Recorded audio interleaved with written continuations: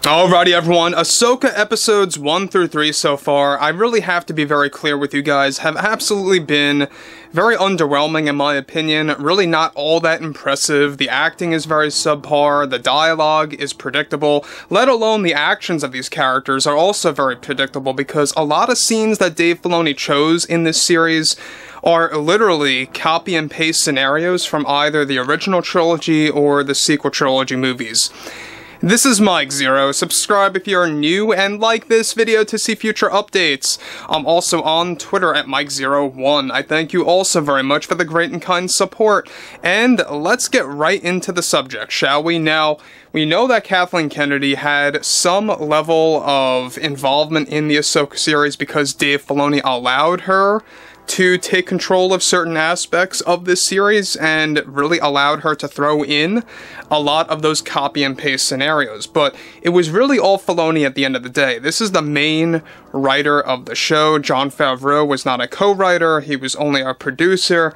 And we know that Ahsoka so far has been very subpar. A lot of you guys will agree with me on that, others will disagree, and that's fine. You know, my main criticism about this show is that a lot of the characters seem very emotionless. Rosario Dawson always seems like she's half asleep with her half eyes closed, you know, more than the amount of times that she's on screen. But looking at a lot of different scenarios here, let's go over what Kathleen Kennedy had to say about the rising criticism of the Ahsoka Tano series after, of course, the viewership reports were actually going out and about, and additionally what she had to say about the naysayers, about people that are against this show like myself so far. So, with both Disney and Lucasfilm attempting to course correct Star Wars, their recent release of Ahsoka has been very mixed from the fans' response. Now, recently Kennedy got very defensive over Ahsoka by delivering the following to the entire fandom. We here at Lucasfilm have noticed that Ahsoka is our most successful Disney Plus project yet, and have reached a wider audience than expected. Of course, with any project that we release, we expect a small minority that will remain distanced and disgruntled with our direction of the Star Wars franchise, expanding the role of female leads. This is something we knew going into this project that we needed to do, and we could not be happier to follow up with the same plans for The Acolyte next year. That's 2 shows of an all-female led cast in a row that we have been so proud of. To the naysayers of the show, these are nothing more than a loud minority, much like what we dealt with The Last Jedi, and are nothing more to be concerned about.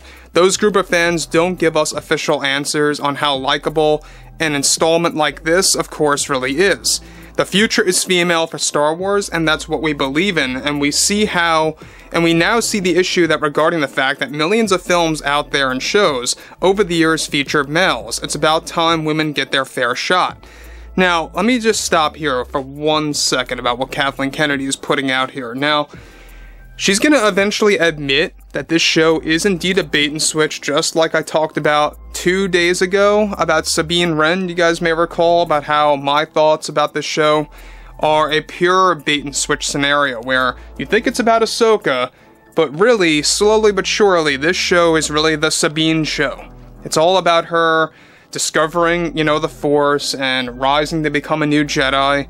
It's really not all about Ahsoka, and this is why she is really in the background in many shots, off to the side where Sabine is front and center. And Kathleen Kennedy addresses this, and this is where concerns come into play. Let's discuss about that in just a second. So, Kennedy is saying that this is the most successful Star Wars show yet, and I'm not sure why she's saying that it is so far. We're only 3 episodes in. We have literally episodes 4 through 8, alright, to arrive, alright? Now, yes, we know that Anakin is going to be in this show, and I'm not even quite sure if Anakin can even save this series, let's be honest. You know, we know that Hayden is back, and his voice in the trailer, or the TV spot, whatever have you, confirmed that. And to be honest, guys, I'm really not all that, you know, confident that this show is gonna reach the peak of Mando Season 2's finale, even with the Anakin scene. I'm not trying to be pessimistic, that's just how I truly feel at this given point in time, And look, we know that Kathleen Kennedy is all about the bait and switch technique. Look at what she did with Kenobi, look at what she did with Boba Fett, and let's not forget about what she did with Mando Season 3. With the whole Bo-Katan and Din Djarin, scenario. It's every single show just about has been a bait and switch after Mando Season 2. And that's just a given fact. Now, on top of that, Kennedy goes on to elaborate further. And of course, with that, we expect criticism from disgruntled fans that will be against something like that. We are very proud to have a big focus on Sabine Wren. Here we go. Natasha is a superstar in this series, and we will be happy to work with her again in the future for Dave Filoni's movie, perhaps. It's something that we are always talking about to this day. We really wanted to make this series focus on Sabine and her hidden power, and how this was a driving force for the show, and we cannot wait to talk more about it once the finale premieres in October. We will have many great things to unveil to you all at that point. Now, here's the problem that I have with Ahsoka. Is that it literally is a bait and switch. Call me crazy, but it is what it is. It most certainly is, and I'm standing by my opinion. Episode 4, Disney's gonna give her the Disney magical force, where she just suddenly unveils that she has the force, much like Rey in The Force Awakens. When she's going up against Kylo Ren, she's gonna suddenly get her powers, no training whatsoever. Once she fights Shin Hati, that's when it's gonna unravel. I am calling it right now. That's exactly when the Force is going to come out and about. We'll have to wait and see, but next Tuesday shall be very interesting. So, Kennedy is literally admitting here that this show is focusing on Sabine. She literally doesn't even talk much about Ahsoka, and it is another prime example that it's a bait and switch. Kenobi, it was all about Leia and/or Reva. Mando Season 3, mostly about Bo-Katan, right?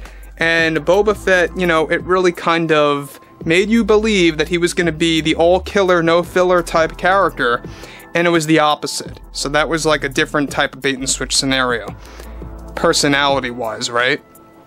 So this is yet, again, Lucasfilm giving false promises, drumming things up for the Ahsoka Tano series. So far, everybody that I know, and I'm being very truthful to you guys in my social circle, they do not like this show, alright? And for those few, very few in their social circles that do like this show, they just think it's okay. They think that the visuals are great, they think that the cinematography is beautiful, but the acting, the dialogue, the predictable aspects of the show just ruin all of it. And every sequence almost so far has been a copy and paste of past Star Wars movies, quite literally. You want to do parallels?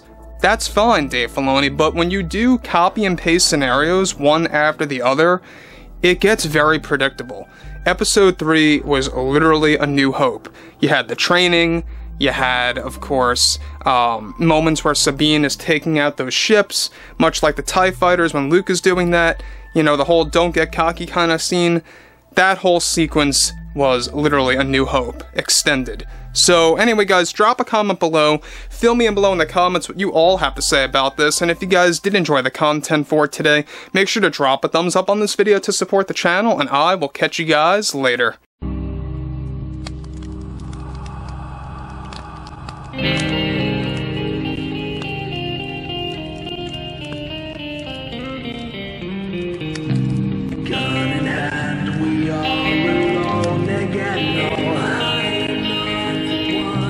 Night to moon, we hear them moans again.